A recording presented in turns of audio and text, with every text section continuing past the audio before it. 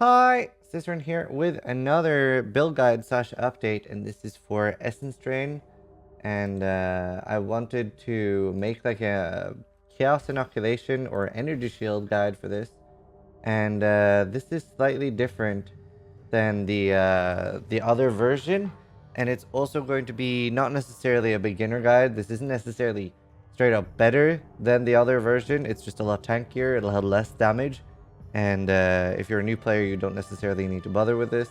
This guide is also not going to be holding your hand as much as my normal ones do. There's not going to be a step-by-step skill tree or any crazy explanations like that. So first, let's talk about what Chaos Innoculation is. Chaos Innoculation is this node here, and maximum life becomes 1, and you're immune to chaos damage. That's all it does. It doesn't give you any energy shield. The way chaos damage normally does is it will go through your energy shield unless you have a Shavron's Wrappings, which is for like a low life build. This node here, which we're not using, but I'll explain that later. And then the benefit of this is that it's a lot easier to stack a lot of energy shield than life. And there's a few tricks you can do, like this jewel, that will make it even more tanky. So you see here that I have a lot of energy shield on the tree. This is not actually the one I'd recommend for most people, because it's going to be pretty expensive and harder to get. But I do have a different skills tree here. And we'll post this in the POB.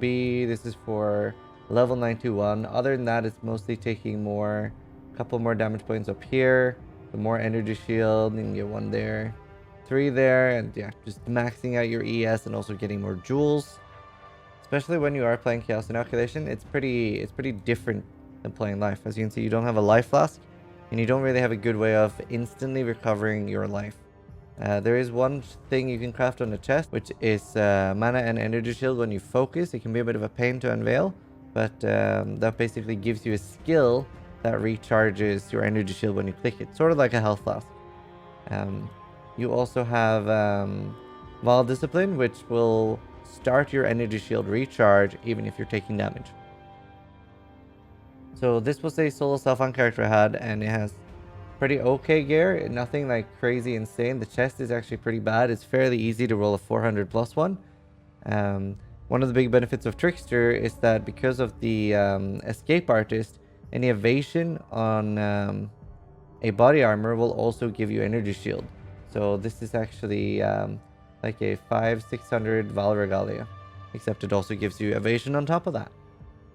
And also we can't get stunned while we have Ghost Shrouds, and you very rarely take hits. And the nice thing is that you have such a big buffer, you can get fairly easily to 11 or 12k energy shield, which is a nice buffer against one hits, and then you very rarely do get hit. And then you also have like Fortify from shield charge, so very multi-layered defense build. So as you can see here, my gloves fairly mediocre. You can get like 230, 250. Like a super good one would be like 300. Ring, this was pretty lucky. There's a couple of ways of getting Despair on hit, and you can also cast it yourself. I'd say you mostly only need Despair against single target, so you don't necessarily need to get it on a Witchfire Brew, because that's not going to be up for the majority of the fight. Witchfire Brew only helps you... Actually, Witchfire Brew doesn't help you that much. The reason being, a Witchfire Brew is going to curse around this area. However, the playstyle of Essence Drain is you throw down a Contagion, and then that's popping off far away from you, far away from your tiny Blasphemy aura or Witchfire Brew aura, so it's not really that big. Now, the way Despair on hit works on this build is that it's only when I either shield charge into something or I actually hit it with an Essence Drain. So this is only to increase our single target damage, which is already fairly low.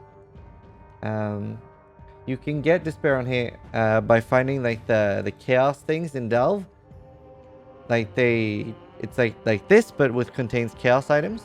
Any ring that drops from that can have Despair on hit. It's obviously very hard to get one that actually has useful stats. So this is probably your least priority. What is, however, a lot easier is getting Despair on hit on a wand. I think Opal is the best to craft on, and you can use a Baron Fossils. And then you have a very good chance of getting, +1 chaos damage over time, and more importantly, Despair on hit. So the biggest priority is getting chaos damage over time multiplier. It goes all the way up to 38. This is the tier 1 stat. So that's definitely the highest priority. After that, like damage over time, chaos damage, spell damage, they are all the same value. But the multiplier is way bigger. Then +1 chaos level or +1 spell level is huge as well. Very, very big in what I wanted to do.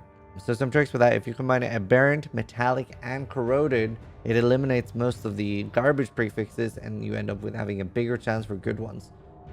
Obviously this gets more expensive, and spamming just aberrants is fairly viable as well. As for the amulet I normally used, it was just a energy shield and percentage energy shield amulet with some resist.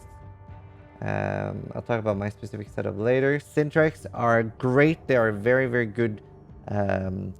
They're like the most easy obtainable. Like they have 20 int, which is nice, and 170 flat ES. And 30% movement speed. It's pretty hard to actually craft sorcerer boots that have anything decent on them. So Syntrex are a great pickup. This is insane. I'm never going to get something like that again.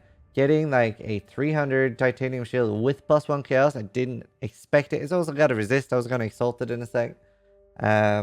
It's insane. So I was very lucky with that. That was just chaos spam. Mostly you're going to end up with just try to get for like 300 plus titanium spirit shield. If you can get some resist, that's great. For all your gear, the biggest chance of getting something nice is dense spamming. So you want to do a lot of delving on this build. These are from Metamorphs or Incursion. So this is called an Incursion ring. So the mod is 47 energy shield and up to 10% energy shield. These are great. That's why I was spamming so much Metamorph to try to get more of these. You can get that on rings and amulets. The helmet, pretty mediocre. I was trying to replace this. The Blight Air effect is not an enchant I cared about. The one I really want is Malevolence Reduced Reservation, so I can either fit Skitterbots or, even better, the Spider Aura, which is from Venomous. My chest as well, really mediocre. I was working hard to try to replace this, especially that you can see that it doesn't have a suffix quality on it, so it's very easy to get like 430, 450 energy shield. And that would be like, that would put me like 10.3k. The belt, very lucky. Actually identified this. I had a very similar one, just slightly worse. Slightly higher energy shield, but less resist. And as the jewel, this is just here for the onslaught. And then obviously the lightning rest is good as well. But it was my primary way of getting onslaught. My other jewels were stuff like this. This is going to be sorely missed because this character is now in standard F. Other than that, my skill tree is slightly different, and my equipment is slightly different as well. I want to talk a little bit about this because this is a nice thing to go for. So this is a Lethal Pride Timeless Jewel. It drops from the Legion, particularly from the Karui. And the number doesn't really matter here. The number changes like the smaller notables. The only useful one I got was 10% Fortify effect, which is definitely great as a free pickup. And it's under Kilowava, which is the one that matters. It's very easy to get on any Lethal Pride. You just need some Divines. And what that does is it changes any Keystone into Glancing Blows. Now, chance to block, attack, and spell damage is doubled. And what that means is that when I have my Tempest Field up, I have 72, 75, 75 block. So very rarely am I going to get hit at all. And then, if I do get hit, it also has to go through all my evasion, which is, I have 40% fist reduction, which is slightly untrue, but we won't get into armor right now. And I have a 60% chance to evade, 10% spell dodge, and Trickster has an extra chance to evade as well. So very, very tanky, especially with Flasks up. There's very little that can kill you. It's mostly really, really big one-shot. The Spirit Barrage things from Metamorphs are insane. I don't know what you do to survive against that except don't pick it, I guess. Which, you know, it's insane. It killed me very quickly. I don't even know if I would have survived that with Flasks up because it's a spell. None of these except the Basalt Flask, if it is fist damage, will help against the spell. So very little I could do there. Now that we have this Glancing Blows, that's why I started using a Stono Lastwire with Deflection allocated. So this is giving me, from the Amulet, it's giving me 30% spell block. And then you also get some int and cast speed, which isn't bad. This node is giving us 8% spell block, 16 projectile attack block, and 8% attack block in general.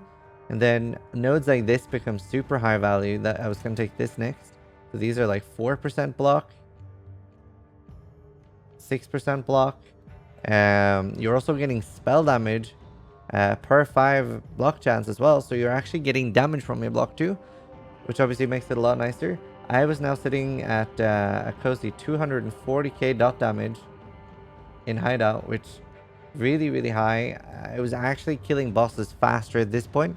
Now obviously the +1 chaos helped a lot as well for damage, and it was really starting to come together. I'm actually pretty devastated about this rip. It's one of the most annoying or worst ones in a while, but that was the way I set up the defenses for this. Now the only thing I was missing to make this sort of like perfect would be obviously a better weapon. This one's fucking garbage, absolutely dog shit weapon. You can get like 100 spell damage plus now. You can get +1 chaos, despair on hit, so I could get a better ring, and a lot improvements to be made here. But what I was looking for was a shaper shield with energy shield recovered on block, and this basically makes you immortal. There are very few things that can actually kill you once you have all of this. I wanted to make sure that I didn't use a roomies flask, because then you're very dependent on like the roomies being up for being block capped. So I was very happy with managing to actually be block capped without a roomies. If you get a titanium spirit shield that is shaped and you get block on hit, you can get spell block on it, then you can replace the Lazwar, and you get like 600-700 energy shield every time you block, and then your ghost shrouds are also giving you energy shield. So unless something is literally one hitting you, or it's the spirit rod from Metamorph, which is kind of busted, but like honestly, like you just need to be so careful with what you pick on Metamorph now. But what I'm saying, it's a very tanky build. Dan was the first time I saw this build, like with the Kilowava and ES on block being used, and he was just standing still in like triple damage tier 16s and just like, guess I'm not taking damage. Because even though like 50% of the damage is going through, that 50% is still being mitigated against your armor and all your other stuff and your resists, and then it's very little damage to be mitigated to begin with, and you're recovering so much. So it's an incredibly nice build, and I will probably be remaking it. It's going to be very hard for me to get a Kilowava again on SSF, but it's pretty easy to pick up on Trade League. So definitely worth looking into. Flasks, I'd say, are very important for Chaos Innoculation. I know that's like hard to get used to as a beginner, but you are going to have to like 1, 2, 3, 4, 5 quite a lot while mapping. Something that helped me a lot with that was not having Q bound as a movement, but having spacebar instead. And yeah, you want to granite. The reason for this is it makes your Valmolten Shell really good. So if you're opening a Metamorph or something, you can pop your granite right before, and then you get an extra 3k life. And also helps you quite a lot against small hits that do get through. Jade Flask, mandatory for playing in a Trickster. If you have Ghost Dance, you need to have a Jade Flask or you're going to die. And Sulfur Flask, really good for some extra damage. The build obviously struggles on that. And Basalt Flask is also good whenever hits do come through, and the movement speed just for moving quickly. Now, I did try this against Awakener, and I was just trying to face tank a lot of his attacks. Most of them, even without the ES and block shield, I was just standing there going like, sweet, this is great. The only thing that was like really getting through in the Awakener fight, I don't currently have a Corrupting Blood immunity jewel, which you can get by Valorbing jewels. That would have made me, I'd say, fairly immortal, except one of the degens that go on the ground. Don't think there's anything you can really do to tank that, because it disables everything like regen. And all the other boss fights, Drax was very annoying because of the flags and stuff, and obviously being low damage isn't good for that. All the other ones, even with 4 watchstones in my atlas, were very easy to do. I was still scared of like the lightning one. That one has big one shots. The frost girl, incredibly easy fight. The chaos fight, I'm pretty sure you can AFK the entire fight. It's mostly chaos and fist damage, and I was just standing there. It's pretty chill. So yeah, very good against the new boss fights. Should be great against anything. The hardest thing obviously being getting damage. Now, as for transitioning into this build, I would consider starting with the hybrid Trickster ED life guide I have. And if it's a fresh character and you already have your like energy shield gear ready, you can just once you hit Blood Aqueduct, start taking the energy shield nodes and not more life, and then you should hopefully be fine in Blood Aqueduct. Then you have a lower respec. What I would most likely always end up doing is going life and hybrid until 80, 85, maybe even 90, and then using 80 regrets, respecking, and taking all the energy shield stuff. Now, I would not advise playing this unless you're gonna have at least 6,000 energy shield. Remember that you can copy paste an item, like hover over it, Control C, and then when you Control V, it will actually be on your paste. So you can copy paste that into Path of Building and give like an example. Hey, this is the gear I would have and how much energy shield I would have. So again, slightly more advanced guide and less hand holding, but hopefully it helps. And if you have any questions, drop by my channel, twitch.tv/Zizaran. I'll be streaming a ton over the new year.